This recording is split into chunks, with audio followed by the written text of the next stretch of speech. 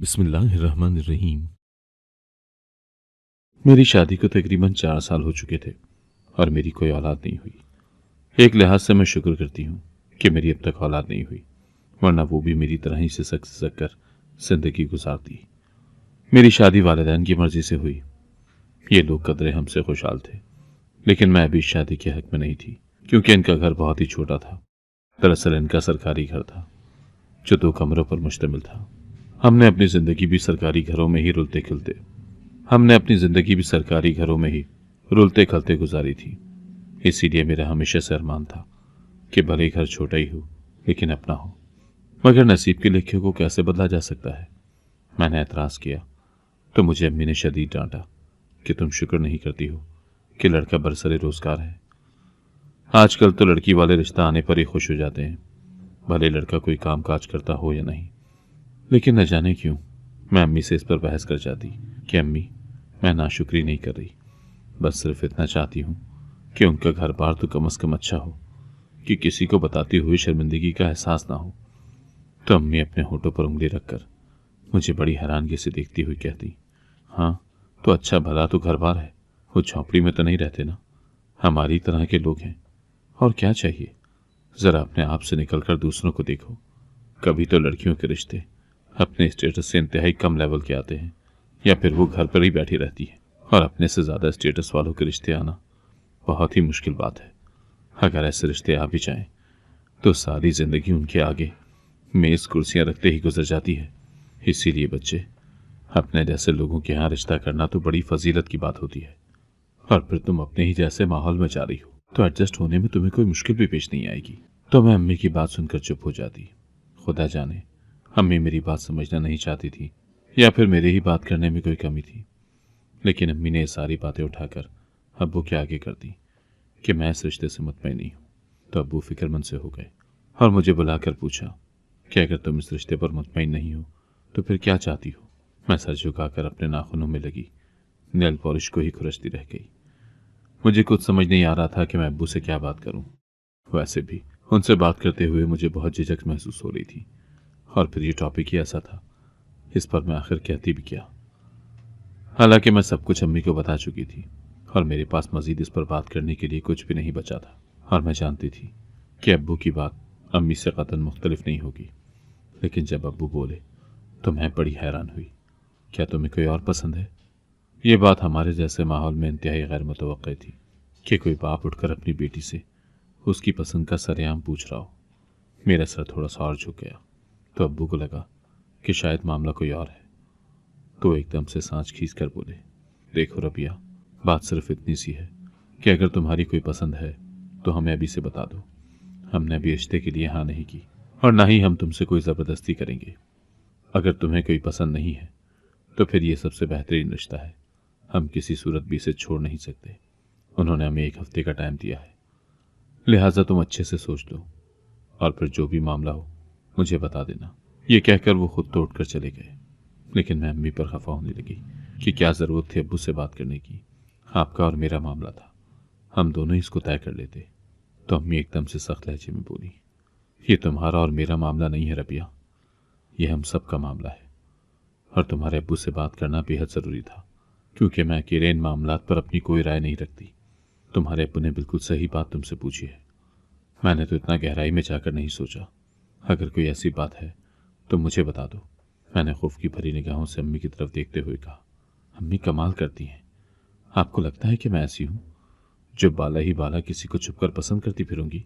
अगर कोई ऐसी बात होती तो मैं आपको कब का बता चुकी होती।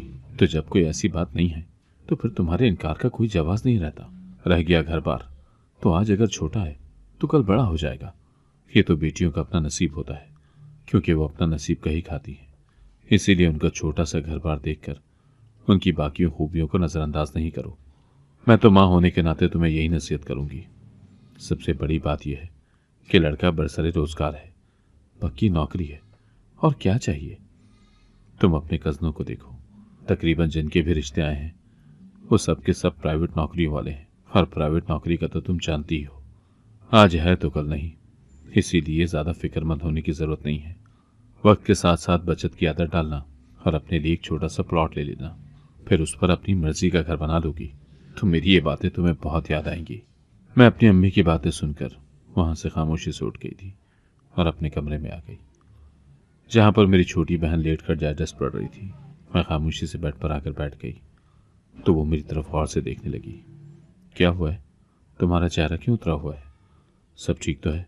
तो मैंने फीकी सी मुस्कुराहट से उसे जवाब दिया कि सब खैरियत है। तो वो मेरे करीब आ गई। आप ही, सच कहूं तो मुझे भी अम्मी अब्बू का फैसला अच्छा नहीं लग रहा। आपने उनका घर देखा है? हमारे घर से भी छोटा है, बिल्कुल सिंगल क्वार्टर की तरह। किचन भी बरामदे में है, प्रॉपर किचन भी नहीं है, हर चीज खुली हुई है। कितना बुरा लगता है ना ऐसा किचन बना हुआ। ऊपर से उनकी बेटी के तमाशे देखो कि वो उसे ओपन एयर किचन कहते हुए नहीं थक रही थी। उनकी डेकोरेशन सेंस तो देखो, दोनों कमरे इस तरह से सजाए हुए थे जैसे कोई म्यूजियम हो।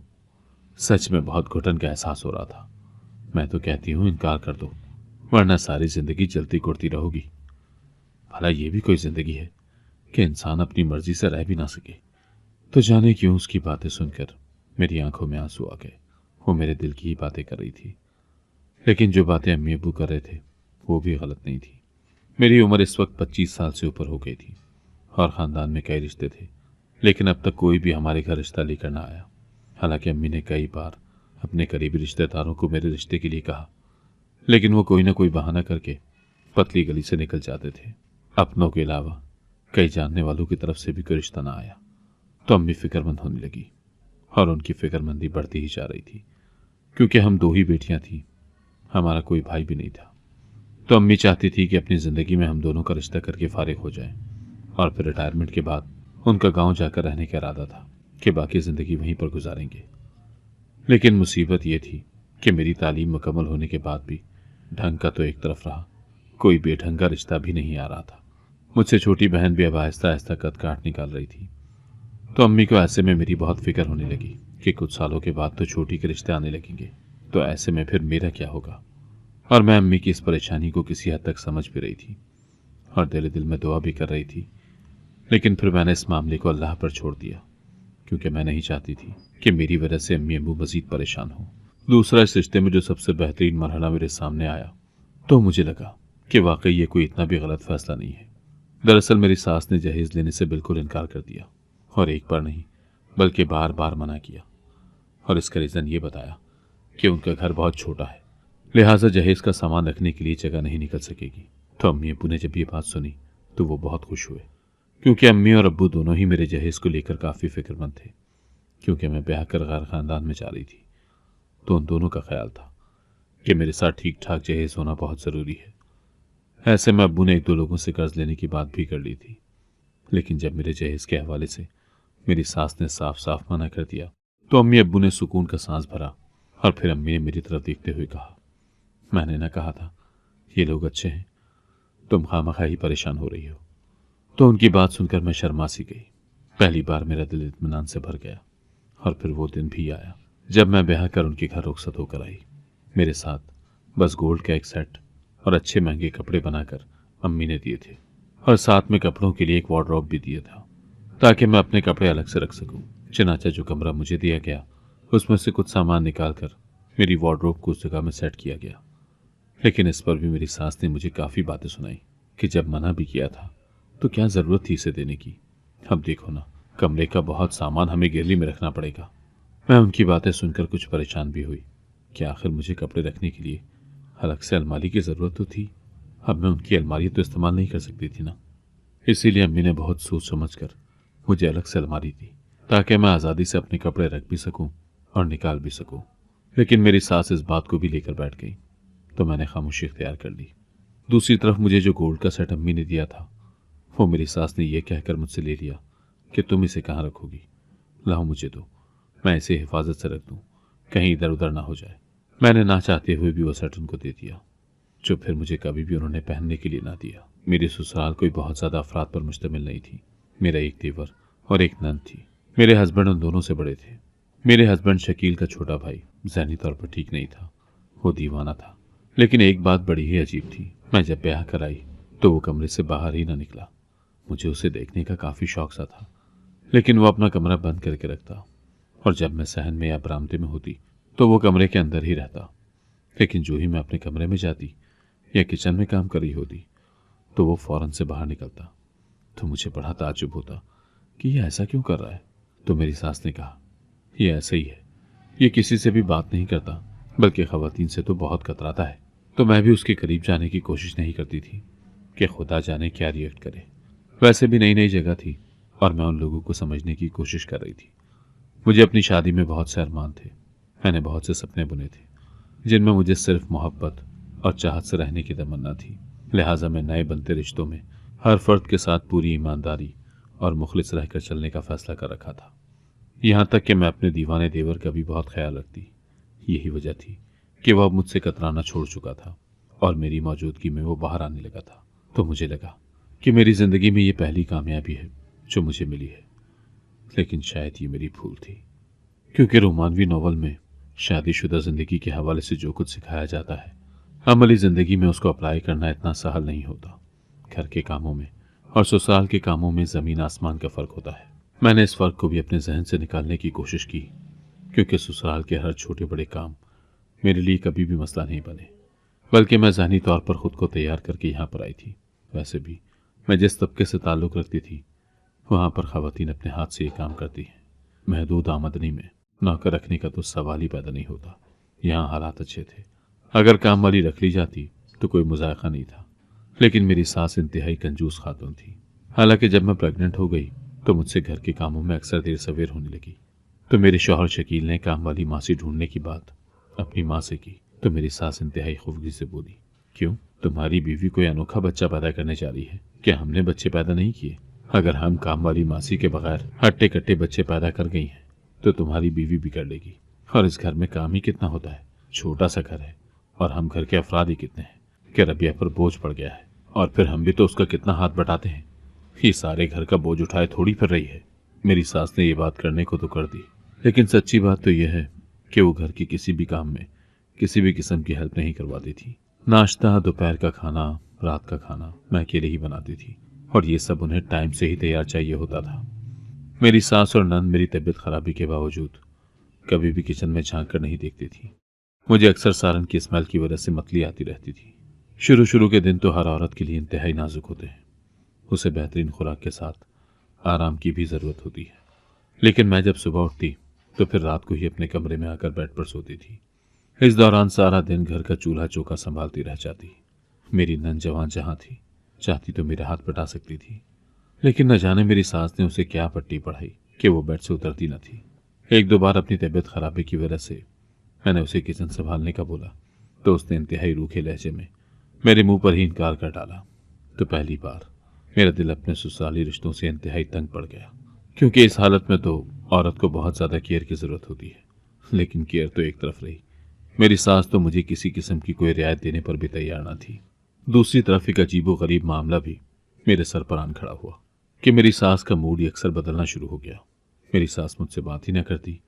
मैं बात करती तो इंतहाई सर्द लहजे में मुझे जवाब देती और बिला वजह मेरे कामों में से कोई कीड़े निकालती रहती। कभी उन्हें हांडी बदजायका लगती तो कभी उन्हें बर्तन सही से धुले हुए दिखाई न देते। और मेरी प्रेगनेंसी में उन्हें कोनों खुदरों में भी पड़ा हुआ गंद दिखाई देने लगा। हालांकि मैं बहुत कोशिश करती थी, लेकिन अपनी कमजोरी और चकराते सर के साथ मुझसे घर चमकाने में कमी कोताही रह जाती। तो मेरी सास मुझे खूब बातें सुनाती। लेकिन जो ही शकील घर में दाखिल होते तो मेरी सास का लहजा इंतहाई नर्म और शहद टपकाता हुआ हो जाता। वो शकील के सामने मेरा बहुत ज़्यादा ख्याल रखती, मुझे आराम करने का कहती और शकील से शिकायत करती कि देखो ना, इसने अपनी क्या हालत बना रखी है, ना ढंग से खाती पीती है और ना आराम करती है। कल को कुछ उल्टा सीधा हो गया तो फिर हमें मत कहना कि हमने तुम्हारी बीवी का ख्याल नहीं रखा।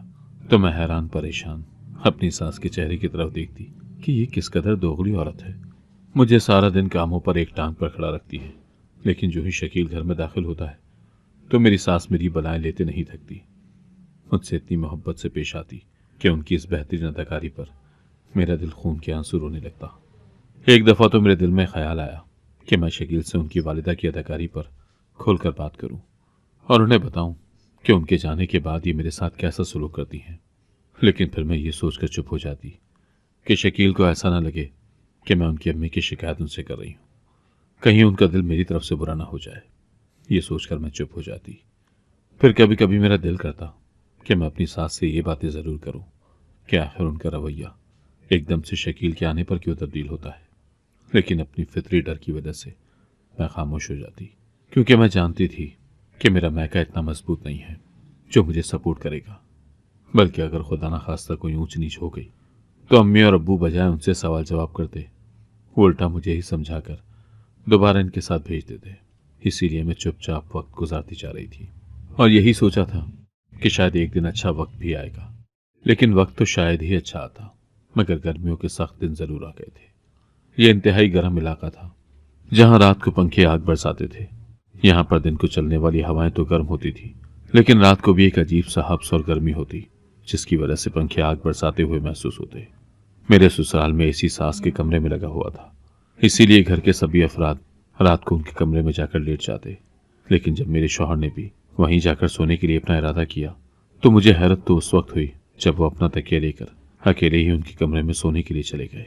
लेकिन मुझे साथ चलने के लिए नहीं कहा, तो मैं बेहद परेशान हुई। मैं उस कमरे में बिल्कुल तनतनहा अकेली रह गई। जैसे दिन में धूप की तपिश जिल्द को झुलसाती है, वहीं पर रात में जिस्म ऐसा जलता है कि मैं रात को उठ उठ कर शावर लेती। लेकिन मुझे ऐसा लगता कि जैसे रात इतनी तवील हो गई है कि गुजरने का नाम ही नहीं ले रही। खुदा खुदा करके सुबह होती तो मैं शुक्र के कलमे पढ़ती, लेकिन दिन को फिर वही भाग दौड़। और प्रेगनेंसी में मेरी घबराहट और तबीयत खराबी भी साथ साथ ही चल रही थी। दिल चाहता कि सारे काम छोड़कर एसी वाले कमरे में जाकर सो जाऊं, लेकिन मेरी सास दिन में एसी को ऑन करने की इजाजत न देती, तो मेरी घबराहट बढ़ती ही चली गई। अपनी प्रेगनेंसी के दौरान मैं हफ्ते में एक बार अम्मी के घर जाती और रात रहकर वापस आ जाती, तो इस बात पर मेरी सास का मूड बेइंतहा खराब होने लग जाता। वो दो दिन तक मुझसे ठीक से बात ही ना करती और मुझे समझ ना आती कि आखिर वो ऐसा क्यों करती हैं। क्या मैं अपनी माँ के घर जाना छोड़ दूं? मैं कोड़ कोड़ कर अक्सर ये सोचती रहती, और इन्हीं उलझनों, टेंशनों और काम के दबाव की वजह से मेरा मिसकैरेज हो गया, जिसका मुझे बेइंतहा दुख था, क्योंकि मुझे बच्चे पसंद थे। शादी से पहले भी मैं जिसका भी बच्चा देखती तो गोद में लेकर उसे चूमने लगती। लेकिन बदकिस्मती से मेरी शादी का दूसरा साल शुरू हो गया, लेकिन मैं दोबारा माँ नहीं बनी। तो मेरी सास उठते बैठते मुझे ताने देने लगी कि तुम्हारे साथ जिन जिन की भी शादी हुई उन सब की औलाद हो गई, एक तुम हो कि अभी तक कोई खुशखबरी सुनाई नहीं रही हो। तो मुझे ऐसा लगता कि जैसे मैं ही खतावार हूँ या ये मेरे ही इख्तियार में है। मैं उनकी बातें सुनकर अक्सर बहुत दिल बर्दाश्ता होती। मेरी सास के ताने खत्म होने का नाम ही ना लेते। मेरी सास घर में आई हर औरत के सामने अपने बेटे की औलाद ना होने की दुख भरी दास्तानें लेकर बैठ जाती, और औरतें भी चटखारा भरते हुए मुझे अजीब तर्ज भरी निगाहों से देखती रहती। असल में मेरे देवर की वजह से खवातीन का घर में तांता बंधा रहता, क्योंकि उनको लगता था कि ये अल्लाह का वली है, ये जिस औरत के सर पर हाथ रख देगा तो उस औरत की किस्मत बदल जाती है। लेकिन जब भी कोई औरत उसके पास जाती तो वो डर जाता। बहुत मुश्किल से वो औरतों के सरों पर हाथ रखता। कई बार मेरे दिल में भी ये बात आई कि मैं अपने सर पर भी हाथ रखवाऊं, ताकि मेरी किस्मत भी खुल जाए और औलाद की जो कमी मेरी जिंदगी में आई है वो हमेशा हमेशा के लिए ख़त्म हो जाए। लेकिन न जाने क्यों मुझे ऐसा लगता कि जैसे मैं खुदाई कामों में मुदाखलत कर रही हूँ, और ये शिर्क है, क्योंकि औलाद का मामला तो अल्लाह के हाथ में है और वही दे सकता है। इसीलिए मैंने कभी उसका हाथ अपने सर पर नहीं रखवाया। मगर जाने क्यों मुझे अपनी छोटी बहन का ख्याल बार बार आता। अम्मी अब मेरे बहन के रिश्ते के लिए बेहद परेशान थी। सलमा अपनी तालीम मुकम्मल कर चुकी थी, लेकिन कोई ढंग का रिश्ता उसके लिए नहीं आ रहा था। वो कई बार मेरे सामने सलमा के रिश्ते के हवाले से अपनी परेशानी जाहिर कर चुकी थी। ऐसा नहीं था कि सलमा के लिए कोई रिश्ते नहीं आ रहे थे, बल्कि जो रिश्ते आते वो दोबारा पलटकर जवाब ही ना देते। तो ऐसे में अम्मी बहुत परेशान रहने लगी। लेकिन मेरी परेशानी अम्मी से ज़रा मुख्तलिफ थी। मैं यही चाहती थी कि मेरी बहन की शादी किसी अमीर ख़ानदान में हो, उसे मेरी तरह यूँ घुट घुट कर ज़िंदगी न गुजारनी पड़े, जहाँ उसका अपना एक कमरा हो, उसमें ज़िंदगी की तमाम आसाइशें हों, और काम करने वाली मासी ज़रूर हो कि अगर कभी उसका काम करने को दिल ना करे तो कोई उसे मजबूर ना कर सके। मेरे जहन में ऐसी बहुत सारी खिचड़ियाँ पकती रहती थी, और मैंने अम्मी को भी साफ साफ कह दिया था कि सिर्फ लड़के की नौकरी को ना देखें, बल्कि पूरा घर बार देखें, वो लोग कैसे रहते हैं, और फिर इसका ब्याह कर दें। तो मेरी अम्मी मेरी बातें सुनकर अक्सर परेशान हो जाती। मैं जानती थी कि वो शुगर की मरीज़ हैं, इसीलिए उनसे खुलकर मैं कोई बात न कर पाती।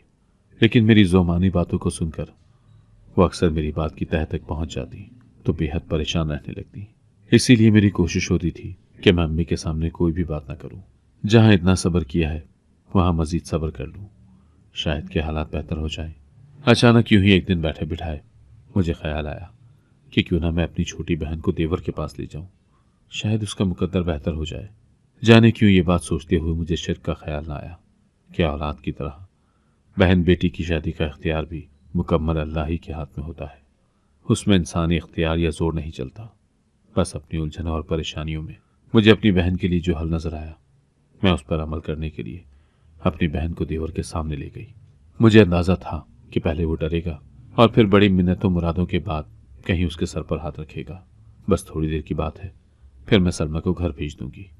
वैसे भी मेरी सास मेरे मैके से आए किसी भी रिश्ते पर खुश नहीं होती थी, लेकिन मुझे अपनी बहन के मामले की वजह से कोई परवाह न हुई और मैं सलमा को अपने साथ ले आई, जिसे देखकर उन्होंने काफ़ी मुंह सा बनाया, लेकिन मैंने इग्नोर कर दिया। मैं जो ही सलमा को लेकर देवर के पास गई तो वो बिल्कुल भी सलमा से न डरा और वो उसको टिकटिकी बांधते हुए देखता चला गया। मैं खुश थी कि चलो कोई हंगामा नहीं हुआ, वरना मेरी सास इस पर भी बातें सुनाती। मैं भी यही सोच रही थी कि उसने मेरी बहन का हाथ पकड़ा और ज़बरदस्ती तेजी के साथ अपने कमरे में ले गया और फौरन ही दरवाज़ा बंद कर दिया। मेरे पैरों तले से तो ज़मीन ही निकल गई, क्योंकि मेरी आंखों के सामने ये सब कुछ हुआ था और मुझे समझ ही ना आया कि मैं क्या करूं। जब आवाज़ थोड़े से काबू में आए तो मैं फौरन भागते हुए दरवाज़ा पीटने लगी। मेरा शोर सुनकर मेरी सास और शकील भी दरवाज़ा खुलवाने की कोशिश करने लगे, लेकिन दरवाज़ा इतना मजबूत था कि धक्के लगने के बावजूद भी खुल नहीं रहा था और ना ही किसी से टूट रहा था। जब 2 घंटे बाद देवर ने दरवाज़ा खोला तो उसके हाथों में मेरी बहन का दुपट्टा था, जिसे देखकर मैं गुस्से से पागल हो गई और वो दुपट्टा उसे झपट कर उसे जोर का धक्का दिया तो वो जमीन पर गिर गया। फिर मैं कमरे में दाएं बाएं देखने लगी कि सलमा कहाँ है, तो सलमा मुझे जमीन के कोने पर डरी सहमी हुई बैठी हुई नजर आई। मैं भागकर उसकी तरफ गई, उसे छूकर टटोल कर देखा कि कहीं उसके कपड़े तो फटे हुए नहीं हैं। मेरे दिलो दिमाग में अजीब से वसवसे आ रहे थे कि सलमा एकदम से मुझसे लिपट कर रोने लगी। मेरा दिल हौल गया कि खुदा खैर करे, न जाने वो क्या कह देगी। अगर कुछ ऐसा वैसा हो गया तो अम्मी और अब्बू तो मुझे कभी भी माफ़ नहीं करेंगे और शायद सलमा भी मुझे इसका जिम्मेदार ठहराएगी, क्योंकि उसे लाने की जिम्मेदार तो मैं ही थी। मैंने जब सलमा से तन्हाई में पूछा तो वो रोने लगी और कहा कि वो दूर बैठकर मुझे बस देखता रहा है। मैं जो ही दरवाजे की तरफ भागने लगती तो वो मुझे पकड़कर बिठा देता और ख़ुद भी फासले से बैठ जाता। और फिर उसने एक इंतहाई अजीब सी बात की कि ये सब लोग मुझे दीवाना समझते हैं, जबकि मैं दीवाना नहीं बल्कि नामर्द हूँ और अपनी इसी नामर्दी को छुपाने के लिए मैंने ये ढोंग रचाया हुआ है। अगर तुम मुझसे शादी का वादा करो तो मैं तुम्हें इस कमरे से जाने दूंगा, वरना तुम्हें रुसवा कर दूंगा। तो मैंने हामी भर ली और कहा कि ठीक है, मैं तुमसे शादी करने के लिए तैयार हूँ। तभी उसने दरवाज़ा खोल दिया। उसकी बात सुनकर जहाँ मुझे अपनी बहन की खैर आफियत के साथ बच जाने की खुशी हुई, वहाँ पर अपने देवर के लिए मुझे दुख भी हुआ कि उसे ज़माने के तानों से छुपने के लिए किस आजमाइश में से गुजरना पड़ रहा है, वरना ये दुनिया तो उसे ताने दे देकर ही मार देती कि आखिर ये शादी क्यों नहीं कर रहा। अच्छा भला तो है, लेकिन शायद वो अपनी इस दीवानगी की ठोंग में उन तानों से बच गया है। अब ये लोगों की तोहम परस्ती थी कि वो उसे अल्लाह का वली समझते हुए अपनी ख़वातीन को लेकर उसके पास आते कि उसके सर पर हाथ रखने से उनकी दिली मुरादें पूरी होती हैं। अगर वो इतना ही बाकमाल होता तो सबसे पहले अपनी दिली मुराद पूरी करता। खैर, उस वाक़े के बाद मुझे भी जैसे होश आ गया और मैं अल्लाह से तौबा ताइब करने लगी कि मैं भी अल्लाह की राह को छोड़कर अपनी बहन को किस आजमाइश में डाल गई थी।